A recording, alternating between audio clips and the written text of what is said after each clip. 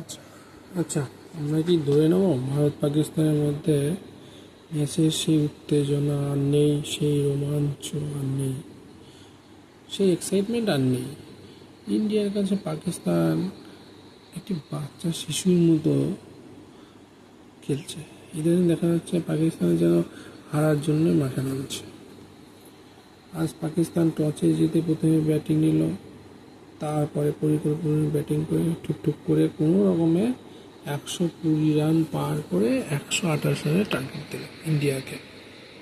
আচ্ছা, আপনারা বলুন তো, ইন্ডিয়ার মধ্যে টিমের কাছে এটা কোনো রান হলো? 15.5 ওভারে ইন্ডিয়া খুব সহজে 3 উইকেটের বিনিময়ে ম্যাচ জিতে যায়। ভারতের দুই ওপেনিং ব্যাটার তো প্রথম থেকে ঝড় তুলে দেন। অভিষেক শর্মা প্রথম ওভারেই পাকিস্তানের তরুপে তার শাহিন আফ্রিদিকে অবলীলায় বাউন্ডারির বাইরে পাঠিয়ে দেয়। তিনি প্রথম ওভারে 4 আর 6 মেরে পাকিস্তানের মনোবল ভেঙে দেন। কি ব্যাটিংই না করলেন তিনি! বর্তমানে অভিষেক শর্মা T20-তে নাম্বার 1 ব্যাটার। এমনি তো আর বলা হয়নি। তিনি যেভাবে প্রথমে এক্সট্রা কভারের উপর দিয়ে, পরে মিড উইকেটের উপর দিয়ে ছক্কা হাঁকালেন শাহিন আফ্রিদিকে, সত্যি দেখার মতো। কি নিখুঁত টাইমিং! পরবর্তীকালে অধিনায়ক সূর্যকুমার যাদব দারুণ একটা 47 রানের দায়িত্বশীল ইনিংস খেললেন এবং শেষ পর্যন্ত ছক্কা মেরে খেলা সমাপ্ত করেন। তার আগে তিলক বর্মা 31 রানে একটা ভালো ইনিংস খেলেন।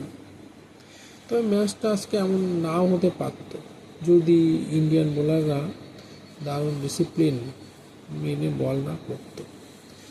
আজ প্রথম ওভারেই হার্দিক পান্ডিয়া প্রথম ওভারেই উইকেট একটা তুলে নেন।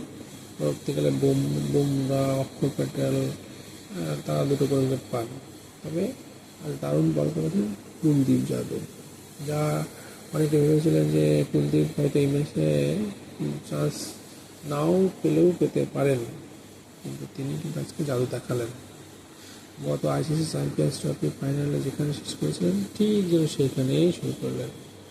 আজ কুলদীপ উইকেটের কন্ডিশনকে, পাকিস্তানের ব্যাটারদের ল্যাক অফ এক্সপিরিয়েন্সকে দারুণভাবে কাজে লাগিয়েছেন। তিনি 3টি উইকেট পান, স্বাভাবিকভাবে তাকেই ম্যান অফ দ্য ম্যাচ হিসাবে বেছে নেওয়া হয়েছে। আজ আপনাদের কাছে কি মনে হয় ম্যান অফ দ্য ম্যাচ কার হওয়া উচিত ছিল? ধন্যবাদ সবাইকে।